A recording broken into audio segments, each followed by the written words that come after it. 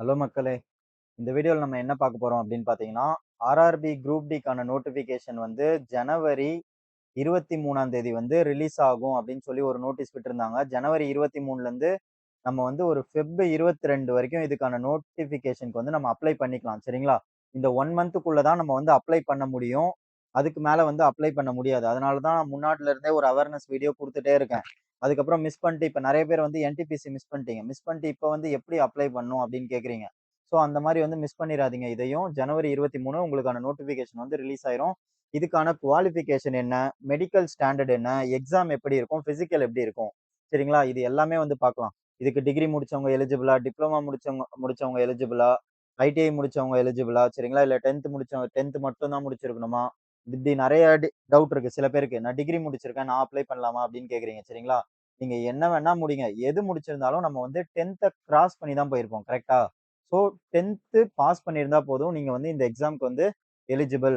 Notification வந்தோனே தெரியும். அதுல வந்து போட்டிருப்பாங்க. ஒரு 60% மார்க்லயா இல்ல 50% மார்க்ல 10த் வந்து நீங்க வந்து பாஸ் பண்ணியிருந்தீங்கன்னா, நீங்க எலிஜிபிள் அப்படின்னு ஒன்ஸ் நோட்டிஃபிகேஷன் வந்தோனே, அது எவ்வளோ பெர்சன்டேஜோ அதுல நம்ம பார்த்துக்கலாம். புரியுதுங்களா? நீங்க வந்து 10த் பிளஸ் ஐடிஐ முடிச்சிருந்தாலும் எலிஜிபிள், 10த் பிளஸ் டிப்ளோமா முடிச்சிருந்தாலும் எலிஜிபிள், இல்லன்னா ஒரு டிகிரி முடிச்சிருந்தாலும் எலிஜிபிள் இந்த நோட்டிஃபிகேஷனுக்கு. அதே மாரி 2 டிகிரி முடிச்சிருந்தாலும் எலிஜிபிள். அதுல டவுட்டே வேணாம். சரிங்களா? இல்ல நான் வெறும் 10த் தான் முடிச்சிருக்கேன்னாலும் நீங்க எலிஜிபிள் தான். உங்களுக்கு வந்து மினிமம் ஏஜ் வந்து 18 வயசு ஆயிருக்கணும்.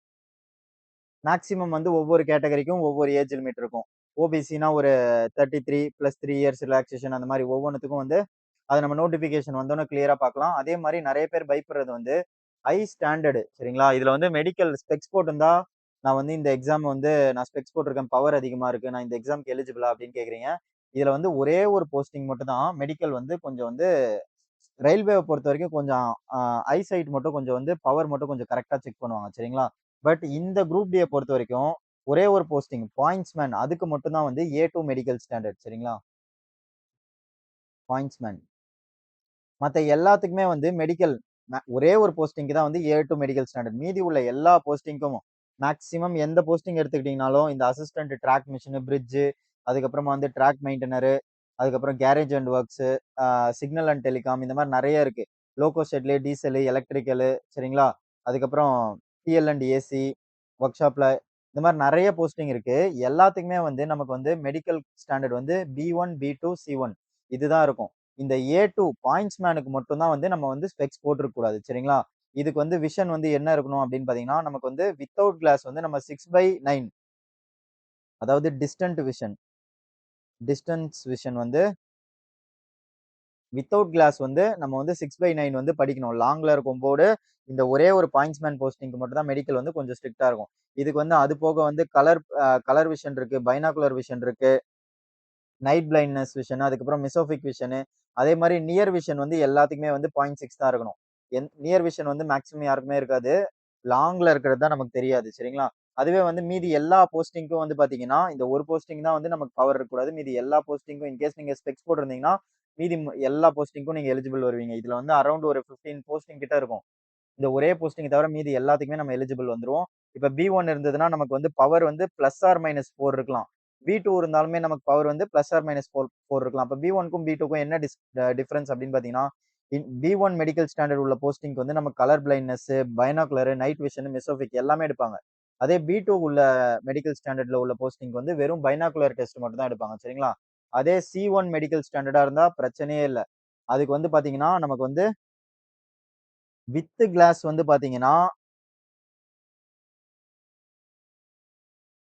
6/12 படிக்கணும் நம்ம. லாங்ல வித் கிளாஸ்ல. அதே வித்தவுட் கிளாஸ்னா 6/18 படிச்சா போதும். B1க்கும் அதே மாரி தான். வித் கிளாஸ்ல 6/9 படிச்சா போதும். வித்தவுட் கிளாஸ்ல 6/12. B2க்கும் வித் கிளாஸ்ல 6/9, வித்தவுட் கிளாஸ்ல 6/12. ஸோ மெடிக்கல பத்தி நம்ம இந்த குரூப் டி போஸ்டிங்க்கு பயப்படவே தேவையில்ல. நெறைய வகையான போஸ்டிங் இருக்கு. நீங்க ஸ்பெக்ஸ் போட்டிருந்தா கூட இந்த ஒரு போஸ்டிங்க்கு தான் நீங்க எலிஜிபிள் வர மாட்டீங்க. பாயிண்ட்ஸ்மேன் தான். ரிமைனிங் எல்லா போஸ்டிங்க்குமே நம்ம வந்து எலிஜிபிள் வந்துருவோம். அதே மாரி இதோட எக்ஸாம் பேட்டர்ன் எப்படி இருக்கும்? அப்படின்னு பார்த்தீங்கன்னா ஒரே ஒரு சிங்கிள் ஸ்டேஜ் எக்ஸாமினேஷன் அதுக்கப்புறம் பிசிக்கல். பிசிக்கல் நம்ம சொன்ன மாரி போதும். நீங்க வந்து ஒரு 10 டூ 15 டேஸ் கொஞ்சம் நல்லா டெய்லியும் மார்னிங், ஈவினிங் பிராக்டிஸ் பண்ணீங்கன்னா, பிசிக்கல் வந்து அடிச்சிடலாம். எக்ஸாம் தான் இதுல விஷயமே சரிங்களா? எக்ஸாம் எப்படி இருக்கும் பேட்டர்ன் அப்படின்னு பார்த்தீங்கன்னா, ஒரே ஒரு ரவுண்டு தான். மேத்ஸ் 25 இருக்கும், ரீசனிங் 30 இருக்கும், ஜெனரல் சயன்ஸ் 25 இருக்கும். General awareness and current affairs அது சேர்த்து 20 இருக்கும். ஜென்ரல் அவேர்னஸ்னா என்னென்ன வரும்? ஹிஸ்டரி, பாலிட்டி, ஜியோகிராஃபி, எக்கனாமி, சரிங்களா? அதுக்கப்புறமா வந்து கரண்ட் அஃபேர்ஸ்னா லாஸ்ட் 1 இயர்து நீங்க படிக்கிற மாதிரி இருக்கும். இது எல்லாம் சேர்த்து ஒரு கொஸ்டினுக்கு 1 மார்க்கு, மொத்தம் 100 கொஸ்டின் 100 மார்க் உங்களுக்கு. எக்ஸாம் பேட்டர்ன் வந்து இதுதான், சரிங்களா? உங்களுக்கு வந்து டைமுமே வந்து தாராளமா இருக்கும். டைம் இஷ்யூ எதுவுமே இருக்காது.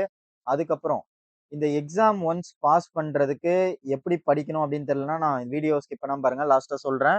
அதுக்கப்புறம் சிபிடி 2 சிபிடி 2னா என்ன அப்படின்னு பாத்தீங்கன்னா, இங்க சிபிடி 2 அப்படின்றது ஒண்ணு கிடையாது. சிபிடி 2 இங்க என்னன்னு பாத்தீங்கன்னா, எக்ஸாம் கிடையாது. சாரி, கம்ப்யூட்டர் பேஸ்ட் டெஸ்ட் கிடையாது. Physical PET. நான் சிபிடி 1, 2ன்னு போட்டேன். சிபிடி 2 கிடையாது. பிஇடி. பிசிக்கல் எஃபிஷியன்சி டெஸ்ட் அப்படின்னு சொல்லுவாங்க. மேலுக்கு வந்து என்ன, ஃபர்ஸ்ட் நீங்க வந்து எக்ஸாம் கிளியர் பண்ணிட்டீங்க. எக்ஸாம்ல வந்து நீங்க 90 மார்க்ஸ் எடுத்துட்டீங்க, சரிங்களா? கட் ஆஃப் வந்து அவங்க வந்து 70 தான் வைக்கிறாங்க. இன்கேஸ் நீங்க எக்ஸாம் பாஸ் பண்ணிட்டு இந்த பிசிக்கல்ல விட்டீங்கன்னா, நம்ம வந்து எவ்வளவு மார்க் எடுத்தாலும் பிரயோஜனமே இல்ல. இந்த எக்ஸாமும் கிளியர் பண்ணணும். அதுக்கப்புறம் பிசிக்கலும் கிளியர் பண்ணணும். கிளியர் பண்ணாதான் போஸ்டிங். பிசிக்கல் எப்படி இருக்கும் அப்படின்னு பாத்தீங்கன்னா, ரொம்ப ஈஸி.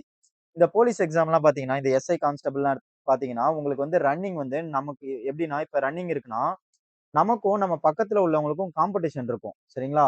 சோ இங்க வந்து அப்படி இருக்காது. இங்க எப்படி இருக்கும்னா, ஒரு செர்டைன் டைம் குடுத்துருவாங்க. நீங்க 10 பேர் ஓடுறீங்கன்னா, அந்த 10 பேரும் இந்த டைம்க்குள்ள கிராஸ் பண்ணிட்டீங்கன்னா 10 பேருமே எலிஜிபிள் தான். 10 பேருமே பாஸ் தான். சரிங்களா?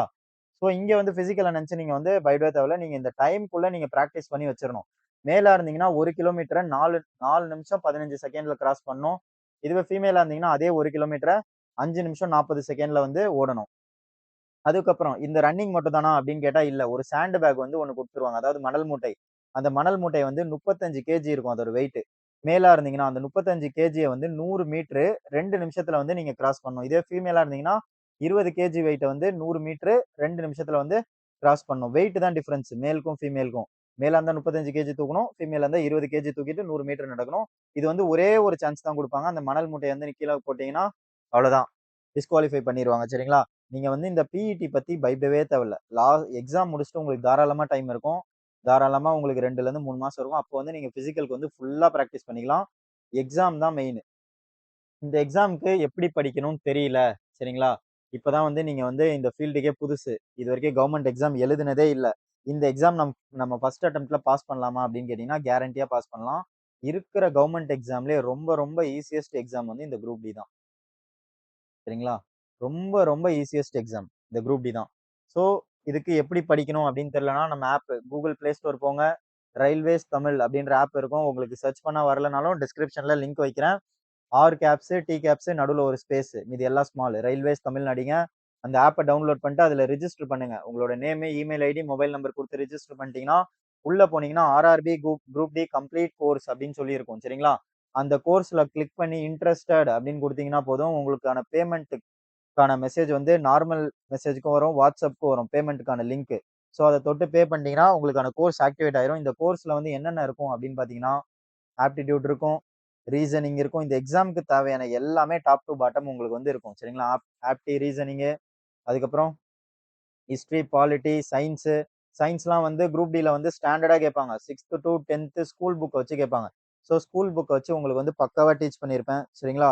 ஸோ நம்ம கோர்ஸ மட்டும் ஃபாலோ பண்ணுங்க. ஈஸியா வந்து நீங்க எக்ஸாம் பாஸ் பண்ணிடலாம். இது போக மெயினா நம்ம வந்து படிச்சா மட்டும் போதுமா? டெஸ்ட் எடுக்கணும்ல. 800 பிளஸ் டெஸ்ட் சீரியஸும் அதுல இருக்கும். சரிங்களா? ஃபுல் லென்த் டெஸ்ட் இருக்கும். அது போக செக்ஷனல் டெஸ்ட் இருக்கும். ஸோ ரிப்பீட்டடா நம்ம கோர்ஸ் ஃபாலோ பண்ணிட்டு டெஸ்ட் போட்டுட்டே இருங்க. இது இப்போ ஒன்ஸ் நோட்டிஃபிகேஷன் ஜனவரில வந்துருச்சுன்னா, உங்களுக்கு ஒரு 3 மாசம் டைம் தருவாங்க. ஏப்ரல், மேல வந்து உங்களுக்கு வந்து எக்ஸாம் வச்சுருவாங்க. ஸோ இப்பவே நீங்க வந்து உங்களோட பிரிப்பரேஷன ஸ்டார்ட் பண்ணிருங்க. நீங்க ஆல்ரெடி ஒரு 6 மந்த், 5 மந்த் படிக்கிறீங்கன்னா, உங்களுக்கு பிரச்சனை இல்ல. எப்படி படிக்கணும் அப்படின்னு தெரியும். நீங்களா ஓனா படிச்சுருவீங்க. இதுவே நீங்க புதுசா இருந்தீங்கன்னா, இந்த ஆப்பர்ச்சுனிட்டிய யூஸ் பண்ணிக்கோங்க. மொத்தம் வந்து டோட்டல் வந்து 32,400 பிளஸ் வேக்கன்சி சொல்லியிருக்காங்க. ஸோ, இதுல அரவுண்ட் 10% வேக்கன்சி வந்து நம்ம தமிழ்நாட்டுக்கே வந்துரும். சரிங்களா? அதாவது சதர்ன் ரயில்வேக்கே அரவுண்ட் 10% வேக்கன்சி வந்து குடுத்துருவாங்க. ஸோ, ஒண்ணும் பிரச்சனை இருக்காது. நமக்கு வந்து 4,000 வேக்கன்சி கிட்ட நம்ம வந்து ஆர்ஆர்பி சென்னைக்கே வந்து எக்ஸ்பெக்ட் பண்ணலாம். நோட்டிஃபிகேஷன் வந்தா தான் தெரியும். அது முன்ன பின்ன போலாம். இதுக்கு முன்னாடி நோட்டிஃபிகேஷன் வச்சு சொல்றேன். இதுக்கு முன்னாடி வந்து 1,00,000 வேக்கன்சி வந்தப்ப சென்னை ஆர்ஆர்பி சென்னைக்கு மட்டுமே வந்து 9,500 பிளஸ் வேக்கன்சி வந்து வந்தது. 1,00,000 3,000ல அரவுண்ட் 10% ஆயிடுச்சா? ஸோ, இதுக்கு முன்னாடி எடுத்துக்கிட்டீங்கனாலும் அதேதான். ஸோ, சென்னை வந்து இந்த மும்பை இதுக்கு அடுத்து பெரிய ஜோன் வந்து சென்னை தான். ஸோ, அ நமக்கு வந்து வேகன்சி மேஜரா தான் வரும். வேகன்சி பத்தி நம்ம வந்து இந்த வாட்டி பயப்படவே தேவையில்ல. ஈவன் இந்த நோட்டிபிகேஷனோட ஃபைனல் ஸ்டேஜ்ல கூட நமக்கு வந்து இந்த வேகன்சியை வந்து டபுள் ஆக்கிடுவாங்க. சரிங்களா? ஸோ யாரும் அப்ளை பண்ணாம விட்டுறாதீங்க. ஜனவரி 23 நம்ம சேனலை வந்து ஃபாலோ பண்ணி வச்சுக்கோங்க. நான் நோட்டிபிகேஷன் ஒன்ஸ் வந்துட்டோன்னு எப்படி அப்ளை பண்ணணும் எல்லாமே வீடியோ போடுவேன். சரிங்களா? இந்த வீடியோ உங்களுக்கு யூஸ்ஃபுல்லா இருந்தா ஒரு லைக்கை போட்டு சேனலை ஒரு சப்ஸ்கிரைப் பண்ணி வச்சுக்கோங்க மக்களே. அடுத்த ஒரு வீடியோல பார்ப்போம். அடுத்த ஒரு கிளாஸ் அடுத்து கிளாஸ்ன்னு வருது. அடுத்த ஒரு வீடியோல பார்ப்போம். Bye bye. Take care.